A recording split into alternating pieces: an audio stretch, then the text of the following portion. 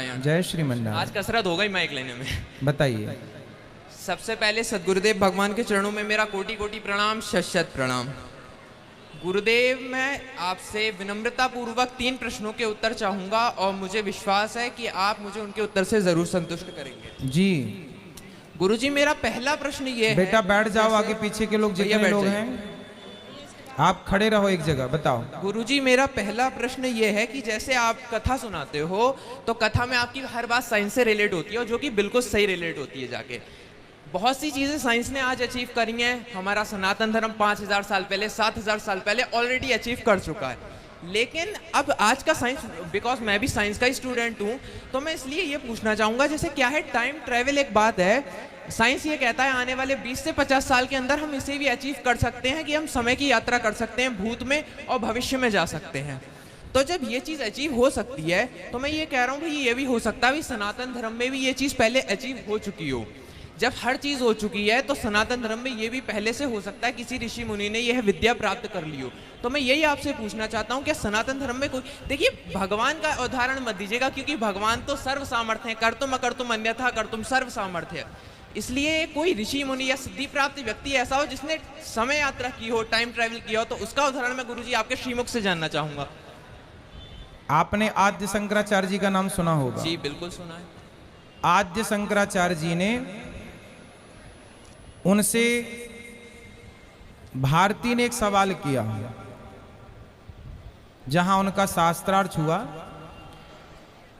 जिन राजा से उनका शास्त्रार्थ हुआ उनका नाम था मंडन मिश्र।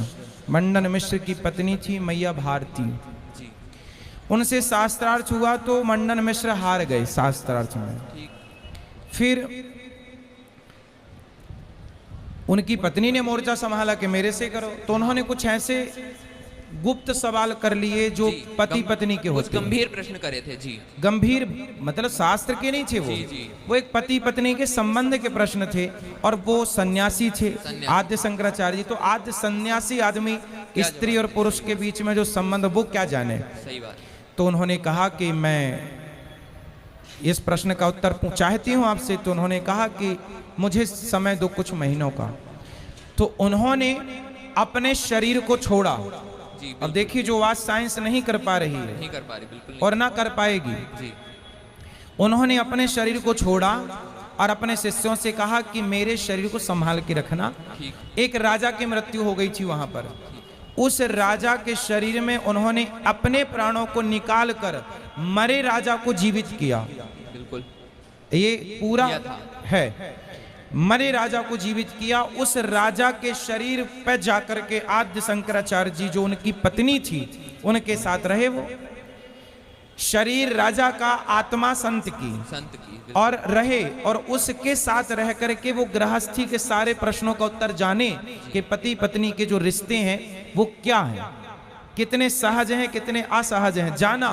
और जब पूरा कार्य पूरा हो गया तो वापस उस राजा के शरीर को छोड़कर पुनः अपने शरीर में आकर और महीनों बाद बॉडी जस की तस प्रवेश करते हैं और जाकर के भारती को पराजित करते हैं। तो जब ये पॉसिबल है तो आप कहते हैं भूत भविष्य वर्तमान की बात।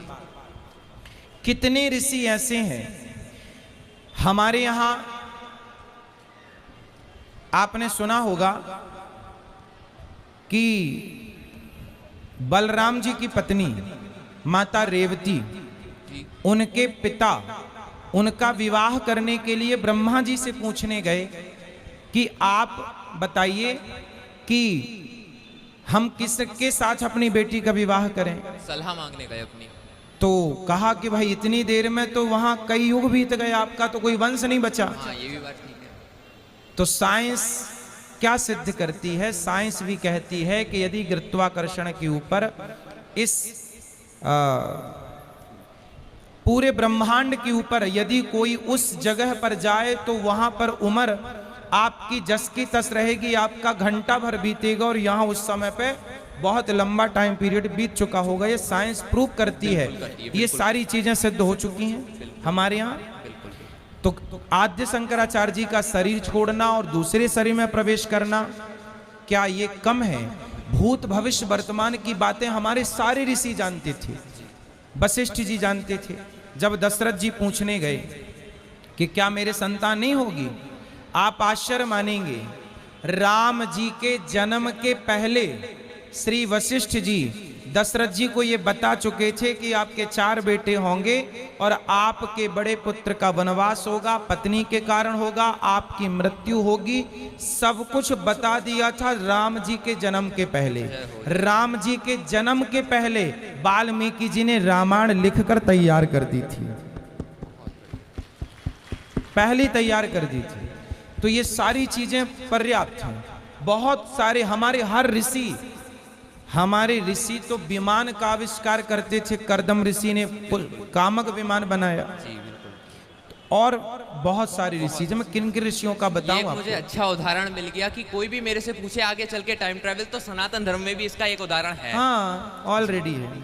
ठीक है गुरुजी, मेरा दूसरा प्रश्न आपसे यह रहेगा कि जैसे हो सकता है आपके साथ भी ये घटना घटी हो, ये नॉर्मल सी घटना है, लेकिन इस पे कोई क्या कहते हैं ध्यान नहीं देता है। ध्यान क्या नहीं देता है? जैसे मान लीजिए रात को आपको या मेरे को स्वप्न आया, कोई स्वप्न आया, उसे हम भूल गए, फिर अगले दिन भूल गए, उठे तो भूल गए, कोई बात नहीं। आज से 10 दिन बाद, 20 दिन बाद, महीने, साल भर बाद एकदम वो घटना हमारे सामने प्रत्यक्ष रूप में घटी और हमें याद आया ये तो हम पहले ही स्वप्न में देख चुके हैं। ये एक नॉर्मल सी बात है, लेकिन इस पे आदमी थोड़ा ध्यान नहीं देता है। तो एक तरह से क्या मैं ये मानूं, सामान्य मानव में भी ये शक्ति है कि वो भविष्य पहले ही अपना देख सकता है, बाय मिस्टेक ही देख ले, क्या देख सकता है?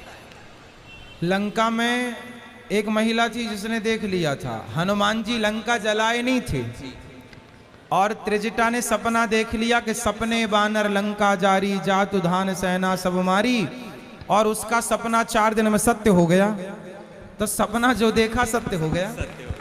तो ये सब पहले हो चुका है।